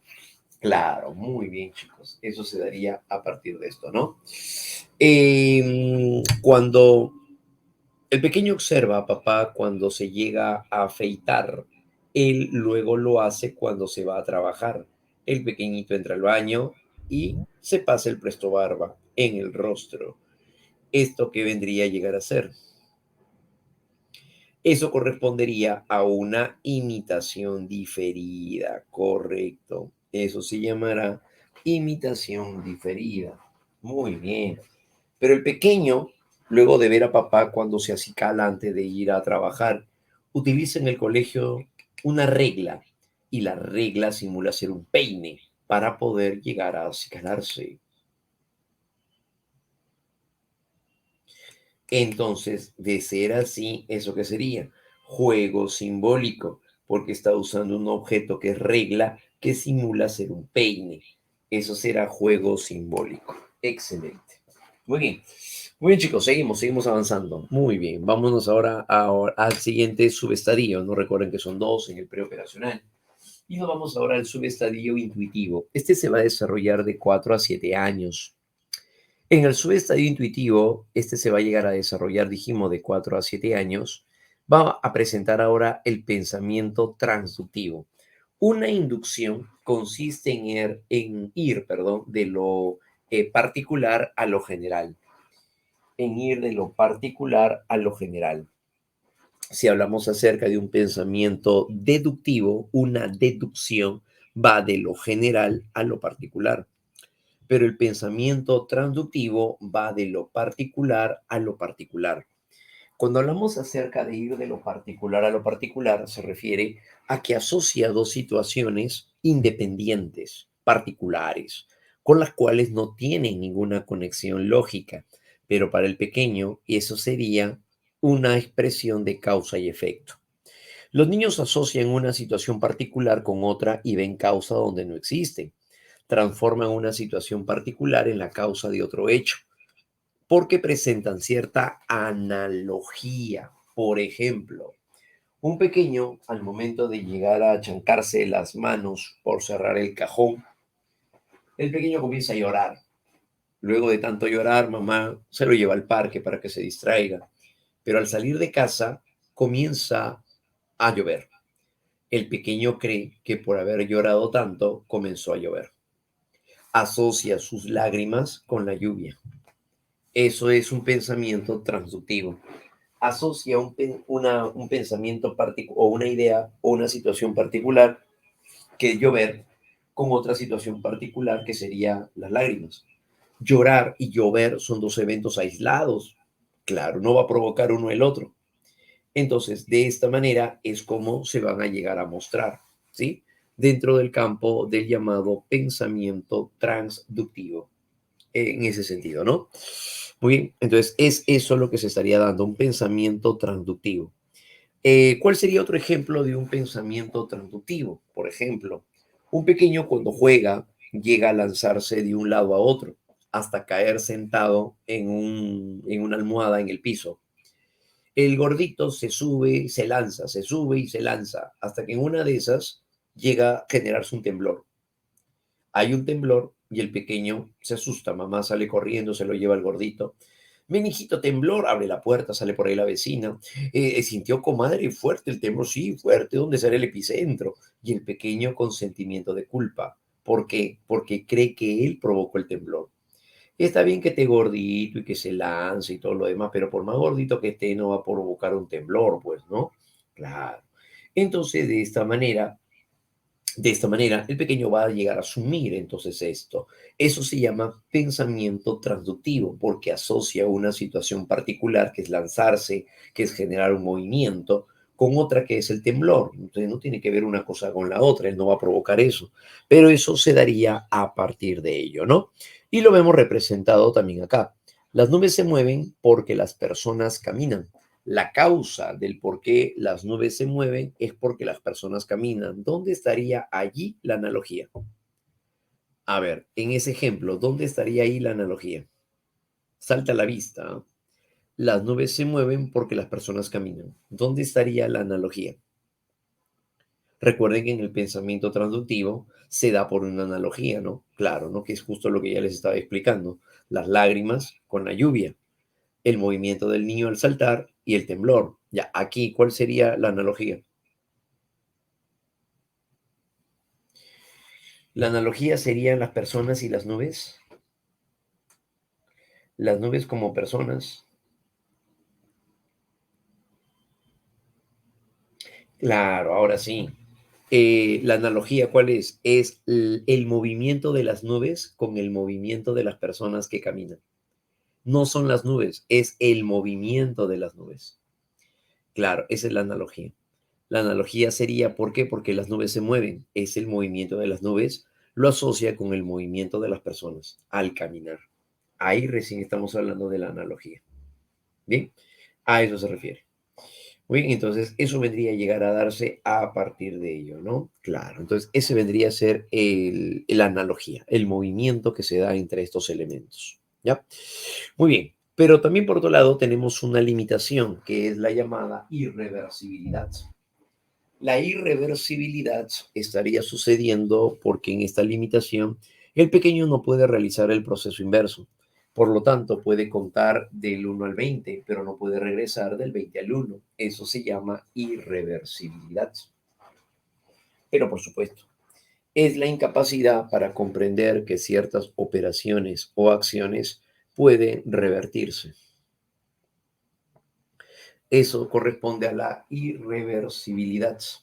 Claro, ¿no? Es la incapacidad para poder llegar a comprender que ciertas operaciones o acciones pueden revertirse. Bien. Entonces eso indicaría que el pequeño no puede contar de manera regresiva. Esto indicaría que el pequeño no podría llegar a poder regresar en una serie de elementos, como por ejemplo señalar los días de la semana y puede señalarlos de lunes a domingo, pero no regresar del domingo al lunes. Entonces, la irreversibilidad tiene a partir de ello, entonces, una limitación, ¿ya? Muy bien, entonces a eso se daría a partir de eso, esa es la irreversibilidad. Eso explicaría el por qué el pequeño entonces no puede aún todavía aquí regresarse solo del colegio. Claro, ¿no? ¿Por qué? Porque no tiene todavía reversibilidad. Claro, entonces puede llegar a entender el camino de ida, pero no el de regreso. Entonces eso se daría todavía en el siguiente estadio. Sí, eso es lo que va a ocurrir. Centración, solo se centra en una característica. Por ejemplo, al pequeño le dicen, ¿cuál es el vaso que quisieras, de la que quisieras beber? El pequeño ve los vasos y dice, elijo esta.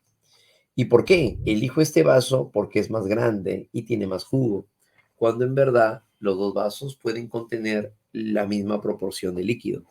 El pequeño solo se deja llevar por la apariencia, que vendría a ser el tamaño. Sería el tamaño.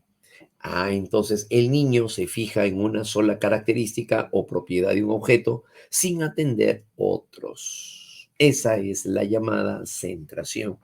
Solo se centra en una característica, ¿no? Sí, esa es la llamada centración. Pero por otro lado también tenemos la no conservación de la materia. En la no conservación de la materia ocurrirá a continuación, no conservación de la materia. El pequeño no se da cuenta de que la materia es la misma, a pesar que en apariencia pueda llegar a cambiar. Por ejemplo, una manera de la no conservación de la materia es cuando el pequeño ve una plastilina que es chancada por la maestra hasta formar una tortilla. Pero luego la maestra llega a enrollar esta plastilina y luego lo hace una bolita, supongamos, o un habano. El pequeño pregunta, ¿y la otra plastilina? No hay otra, es la única. El pequeño cree que cambiaron de plastilina. No se da cuenta de que la materia es la misma, a pesar que en apariencia cambie. Lo que ha cambiado es de forma, no de proporción de masa. Entonces, eso es justamente la no conservación de la materia. La no conservación de la materia lo lleva a entender que no tendría otras transformaciones la materia. A eso se refiere, ¿no? El niño no es capaz de entender que puede tener otras transformaciones la materia. A eso se refiere. Y de esa manera entonces es como se daría, ¿no? La no conservación de la materia. Muy bien, chicos, esto va a darse entonces en el subestadio intuitivo. Eso es en el intuitivo. Con esto entonces cerramos el preoperatorio o el llamado preoperacional. Todo eso es preoperatorio o preoperacional. Recuerden que también se le llama preconceptual. Recuerden que también a esto se le va a llamar el preconceptual. ¿Ya, muchachos? También se le va a llamar preconceptual. Ahora, en el estadio de las operaciones concretas, concretas. Se va a desarrollar de 7 a 12 años. ¿Y qué encontramos aquí? De 7 a 12 años nos encontramos ahora con una edad referencial sobre las operaciones concretas. Durante esta etapa, el pequeño necesita de elementos físicos para poder comprender el mundo que le rodea. Como por ejemplo, el pequeño para poder comprender el movimiento de traslación de la Tierra va a tener que utilizar la profesora algún tipo de maqueta, algún tipo de elementos físicos. Si la profesora solamente le dicta y el niño escribe y no ve ni una imagen, el pequeño no va a entender lo que es el movimiento de traslación de la Tierra. Necesita de elementos físicos. A lo mejor la profesora utiliza una pelota, utiliza una lámpara y le dice a los niños que la luz de la lámpara representa el sol y la pelota sería la Tierra. Y a través de elementos simples comienza a explicar cómo se estaría dando la traslación, el movimiento de traslación. Entonces el niño necesita de elementos físicos. Además de que también, por cierto, también desarrolla un pensamiento lógico, pero es un pensamiento lógico básico. No es un pensamiento tan complejo a nivel lógico, me refiero, ¿no? No es tan complejo a nivel lógico, pero ya es capaz de poder llevar a cabo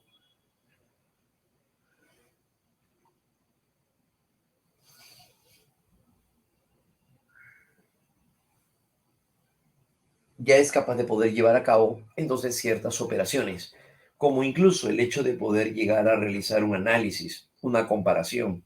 Eso ya es presentar en sí mismo una actividad que se daría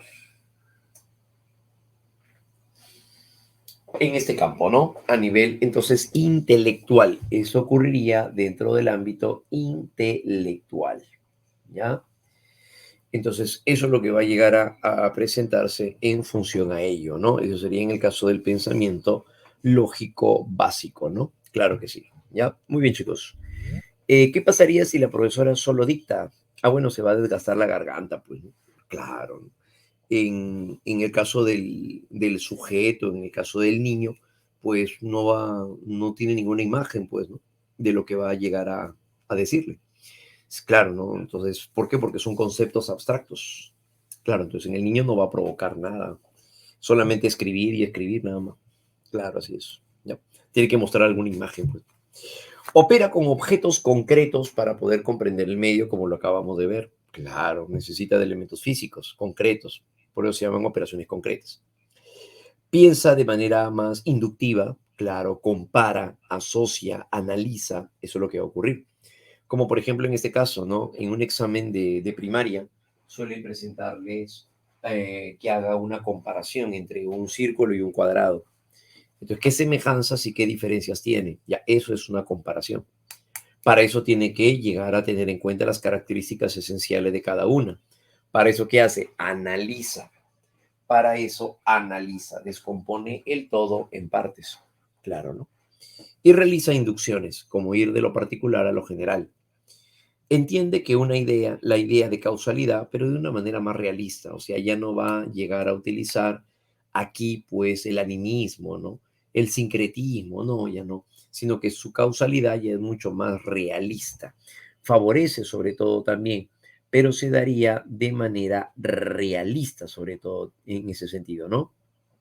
Es la característica.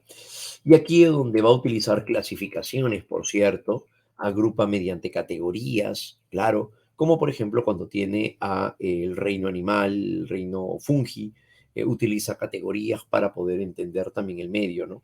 Clasifica. Seriación es cuando llega a elaborar orden de elementos, como lo que podemos apreciar acá.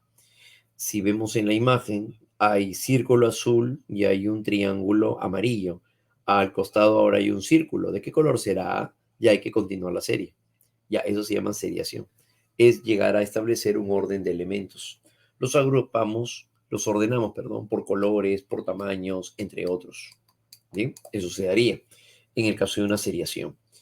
Pero supera el estadio anterior, por lo tanto hay reversibilidad. Significa que ya puede realizar el proceso inverso y presentará también conservación de la materia. Y también ha de presentar conservación de la materia. ¿Qué significa? Se da cuenta que la materia es la misma, a pesar que en apariencia pueda llegar a cambiar. Claro, ¿no? El año pasado, por ejemplo, los niños se compraron su álbum de Panini cuando llega a darse el Mundial de Qatar. Y los pequeñitos con su álbum de Panini llegan a tener varias figuritas. Claro, ¿cómo las clasifican? El pequeño agrupa. Esa forma de agrupar es llegar a realizar clasificaciones. Claro, ¿no? Como por ejemplo, en este caso, el pequeño llega a tener varias figuritas. El pequeño separa las repetidas. Cuando separa las repetidas, está formando una clase, llamándose a eso la clase de figuritas repetidas. Claro. Y las otras vienen a ser las que le ha tocado nuevo. ¿Cómo llega a agrupar, en este caso ahora el pequeño? ¿Cómo clasifica el pequeño? Cuando llega a clasificar el pequeño las figuritas que tiene ahora de sus jugadores, ¿cómo lo podrían hacer, por ejemplo? ¿Cuál crees que sería un criterio para poder organizar o clasificar a las figuritas? Si tiene, en este caso, entonces, a las figuritas puede llegar a darse por jugadores conocidos. En este caso, ¿cómo los agruparían? A estos los conozco, que serán dos, y a estos no los conozco, y son 20. ¿Cómo, cómo va a agruparlo mediante jugadores conocidos y no conocidos? Un poquito complicado eso. Ya, muy bien. Entonces, sí, solo se queda con Messi nada más. Y de ahí los demás, ¿quién serán? No, pues, ¿cómo los va a poder clasificar? Eso no es clasificar, pues. Clasificar sería cuando utiliza una categoría, como por ejemplo por países. Ahí sí podría ser por países, porque por países podría llegar a ser, ¿no? Entonces, en este caso los agrupa por países. Ya, esta banderita es de Brasil. Acá están todos mis jugadores de Brasil. Acá están todos los de Argentina. Entonces, los agrupa, pero por países. Ya, eso puede ser, por ejemplo, ¿ya? Muy bien. Entonces, eso implicaría, a partir de ello, lo que va a llegar a ser una clasificación. Ahí sí estamos hablando de clasificación, ¿ya? Eso se daría entonces, ¿no? Por ejemplo. ¿Listo? Muy bien. Yo los ordenaba por, ¿qué? Por orden alfabético. Ya, si fuese por orden alfabético, supongamos, ya, ¿eso qué sería? Eso sería seriación. Eso no sería clasificación, eso sería seriación. ¿Por qué? Porque está siguiendo un orden, pues, desde la A hasta la Z. Claro, a eso sería seriación, no sería clasificación. La clasificación es cuando utilizamos conjuntos o clases. Por eso se le llama así, pues, ¿no? Clasificación porque utilizamos clases. Muy bien, entonces eso sí se podría llegar a presentar, por ejemplo, ¿no? Claro, así es, ¿listo? Muy bien, eso vendría a llegar a ser lo suficiente, ¿no? Claro. ¿Cómo identificar a un psicópata? Sí. Bueno, no conocemos mucho de ti, mi querido José, así que no podemos, no podemos conocer, no podemos emitir juicios todavía. Muy bien, entonces a partir de ello es en donde va a llegar a presentarse, a partir de ello, estas características entonces, ¿no? Claro que sí. Pero por otro lado, será ahora el más evolucionado de todos. ¿Cuál es el más evolucionado de todos? El estadio de las operaciones formales. El estadio de las operaciones formales se va a llegar a dar de 12 años a los 18 y se puede mantener en adelante. Las operaciones formales vienen a ser la parte más evolucionada porque según Piaget viene a darse con un acompañamiento del desarrollo neurológico. Entonces va a llegar a presentarse el desarrollo mental, claro, y por ende va acompañado de la maduración cerebral, que eso ya lo habíamos dicho desde el inicio del tema. Muy bien, entonces va de la mano el desarrollo neurológico, maduracional, con lo que va a llegar a ser el desarrollo intelectual, propiamente dicho. Aquí la actividad predominante va a llegar a ser de carácter abstracto. ¿Qué significa? Significa que el pequeño va a llegar a realizar operaciones mentales, bueno, ya no tan pequeño, ¿no? Pero va a realizar operaciones mentales más complejas, como por ejemplo deducciones, va a hacer interpretaciones, va a realizar análisis, claro, ¿no?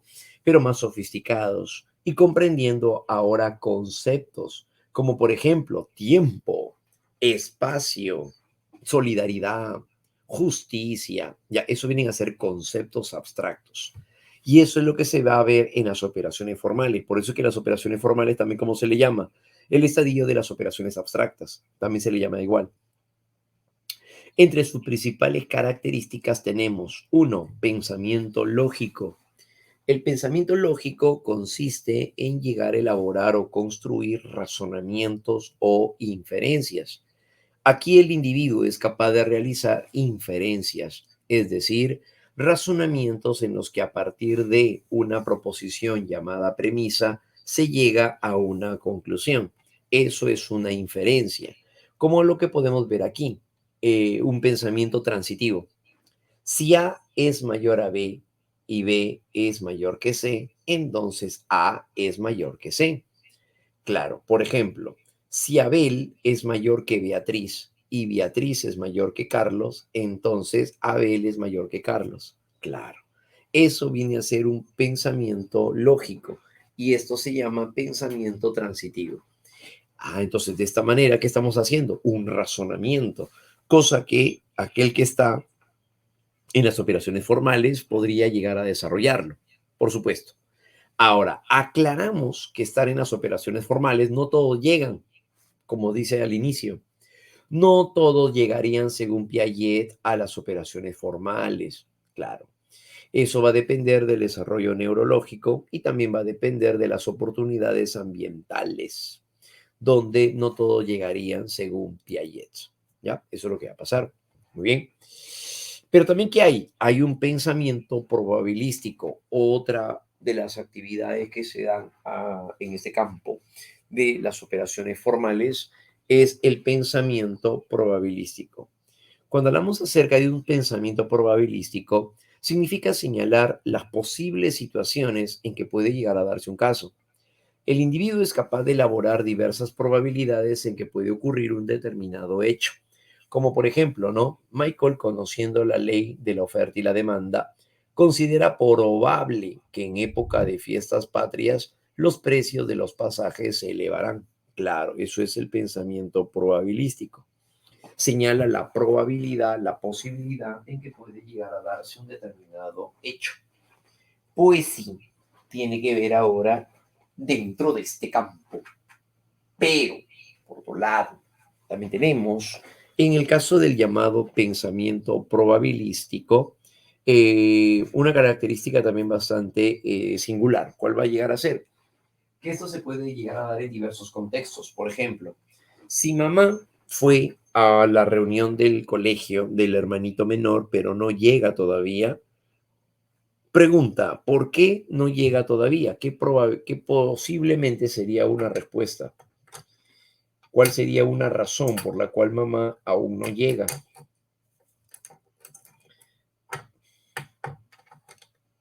Entonces, ¿esto a qué se podría deber? Por ejemplo, ¿no? Muy bien, que se ha quedado chismeando, ya, correcto.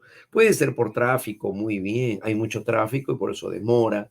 Probablemente se quedó con las amigas conversando acerca de los últimos detalles y poniéndose al día. Claro, eso puede ser, por ejemplo, ¿no? Claro.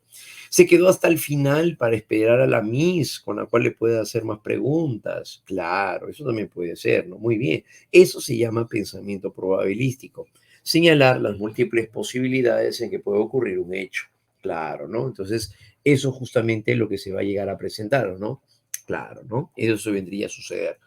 Si una chica llega a encontrar a su enamorado en línea, le manda un mensaje y no la lee, a pesar de que está en línea.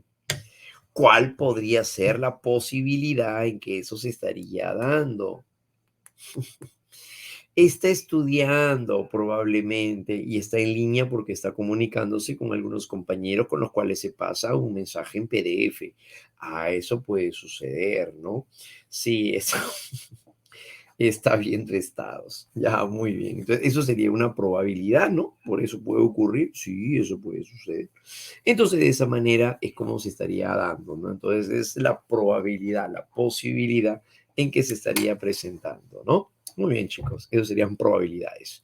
Por otro lado, también enseñamos a continuación, señalamos el razonamiento hipotético deductivo. ¿Cuál es este? En un pensamiento hipotético deductivo es porque formula hipótesis y puede deducir un hecho que se puede experimentar. Y esto es justo lo que hace la ciencia. Claro, formular una hipótesis y luego elaborar un sistema experimental para confirmar las hipótesis. Claro, no confirmarlas. Un arqueólogo encuentra un resto fósil de animal marino de millones de años de antigüedad en un desierto y formula la hipótesis de que ese lugar pudo haber estado cubierto de mar. Ahora tendrá que comprobarlo mediante estudios experimentales de los demás restos encontrados. Entonces eso sería hipotético deductivo. En una condición entonces hipotética deductiva, formula una hipótesis para luego confirmarlo de manera experimental. Si todos los metales conducen la electricidad y el oro es un metal, se concluye que también conduciría la electricidad. Claro, a eso se llama hipotético deductivo. Se formula una hipótesis y se deduce un hecho de manera experimental, no que se pueda confirmar, mejor dicho, de manera experimental. Entonces, a eso se refiere con el razonamiento hipotético deductivo. Hipotético deductivo. ¿Sí, muchachos? En el caso del lenguaje metafórico o lenguaje simbólico, está cuando viene. Cuando el pequeño, o el ya no tan pequeño, pues, ¿no? Ya están en las operaciones formales, es capaz de poder llegar a comprender un lenguaje que tiene con significado, viene con un significado connotativo. El individuo comprende y hace uso de un lenguaje que implica interpretación. Claro, pues encierra en su contenido diversos mensajes, como en el caso de un lenguaje poético o lenguaje filosófico. Claro, Stephanie, cuando escucha que su madre le dice el cuarto de tu padre y el tuyo están desordenados, claro, de tal palo tal astilla, comprende de que así como son los padres, los hijos son como ellos.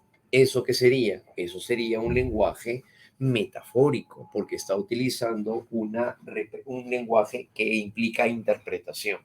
Entonces, ahí tenemos el lenguaje donde están los refranes, claro, que es una clara muestra de ello, ¿no? Claro que sí. Cuando a una chica le preguntan por un joven, Diana, hace tiempo que ya no te escucho hablar de Roberto. Roberto, no sé qué fue de él, ya no se volvió a comunicar conmigo, pero no hay cuidado. Al final, aquel que se va sin que lo voten, algún día regresará sin que lo llamen. ¿Eso qué vendría a ser? Vendría a ser entonces un refrán, claro, ¿no? Y esa es una manera de ejercer el lenguaje metafórico. Claro, ese es un lenguaje metafórico. Muy bien. Está el lenguaje poético. También están aquellos que se inspiran en alguien y llegan a escribir esos momentos, por ejemplo, ¿no? Claro, entonces eso, por ejemplo, vendría a llegar a ser, en este caso o en este sentido, ¿no? Como cuando llegan a escribir cosas, ¿no? Como por ejemplo la mirada de tu indiferencia, calcina mi sentido bajo la luz de la luna y cosas así, ¿no? Entonces ahí es donde se escriben esas cosas por las mañanas, ahí la gente enamorada, ¿no? Se escriben con cariño, ¿no? Espero que te vaya bien hoy día, pastelito. Entonces ese tipo de cosas se dan dentro de un lenguaje metafórico o simbólico, pues alumno. ¿Ya? Muy bien, y también está el lenguaje filosófico, como por ejemplo cuando se llega a presentar, el hombre es la medida de todas las cosas, de las que son en tanto que son y de las que no son en tanto que no son. Protágoras, claro, ¿no? Ahí aparecería. Pienso, luego existo, eso es de René Descartes, claro, ¿no? Y bueno, y todo ello engloba lo que va a llegar a darse como un lenguaje metafórico o simbólico. Claro, ¿no? Solo sé que nada sé de Sócrates. Así es, muchachos. Bien, muy bien, chicos, excelente. Hasta aquí vamos a llegar entonces en esta primera parte y ya a nuestro regreso vemos al gran Vygotsky, claro, ¿no? Y ya toda la referencia acerca del denominado constructivismo exógeno. Claro que sí, pero eso ya será a nuestro regreso. Listo, muy bien chicos. Entonces vamos a tomar esta horita de descanso y regresamos para esto último que estamos viendo. ¿Ya? Listo, muy bien chicos. Un abrazo entonces y estamos de regreso. Nos vemos. Chau, chau, chau.